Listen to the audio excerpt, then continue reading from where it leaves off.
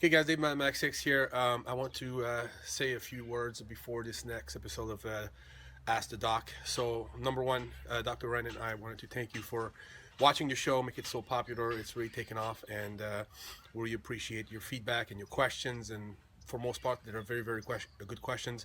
But what I want to say is a few things. Number one, before you submit your question, please review all the existing show already because a lot of material have been covered, and a lot of time people are sending me questions that have been answered already. So I cannot ask the same questions over and over to the doc. So make sure to review the previous shows before you submit the questions. That's very important.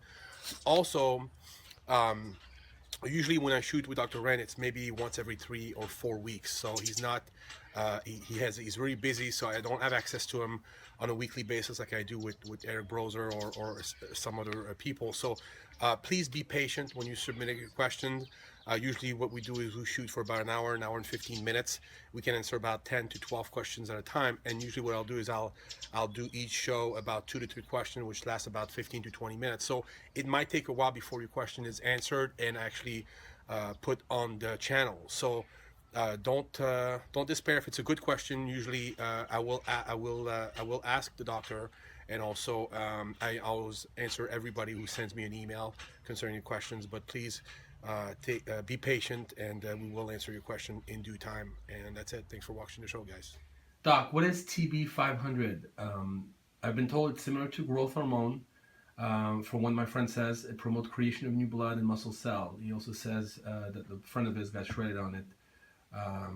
What do you think of it? TB500 is thymosin 4 beta, I think something like that is another name for it, and I think this is the peptide name for it. But the thymus gland tends to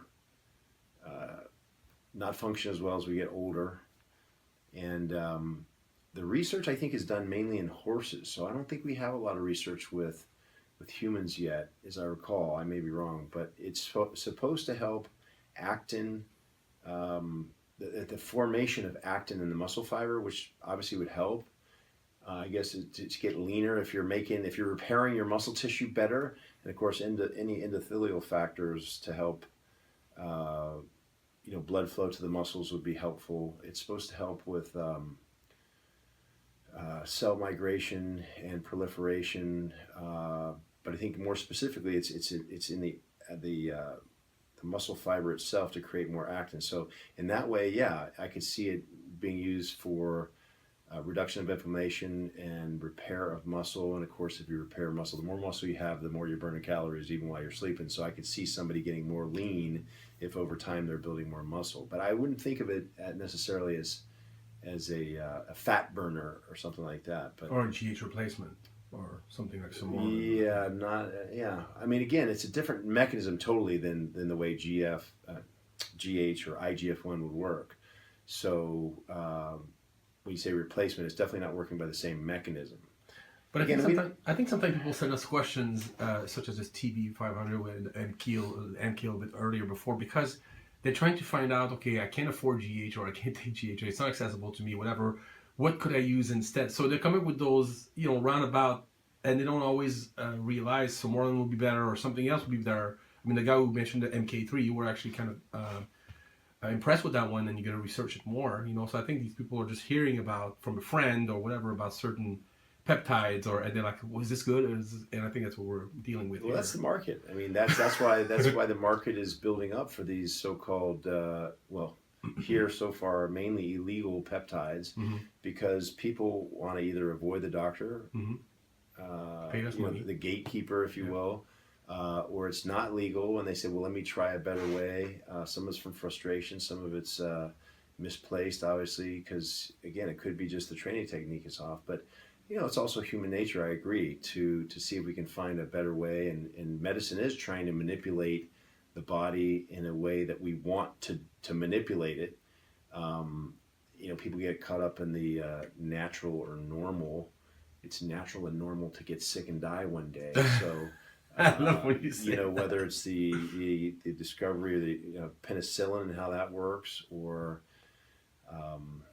the way we use testosterone, the way we're finding out that stem cells work. I mean, the idea is to improve the quality of life, to repair the human body, and also, if we can, improve longevity as well. So these peptides are exciting.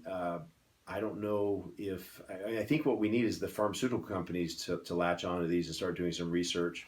As I said, with the TB500, there isn't a whole lot of research that I found. A patient of mine asked me about that probably a year ago, and I dug into it. And again, I think the studies were mainly with horses, the best ones.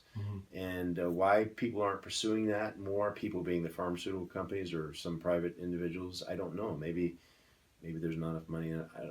I apologize if I can't give a more thorough answer, but the problem is, particularly from wearing the medicine hat, there are a lot of standards by which we come up with answers. In other words, we ethically, I can't tell you that something works, and probably more importantly, it doesn't harm you until we've done sufficient studies that are typically double-blind, placebo-controlled studies.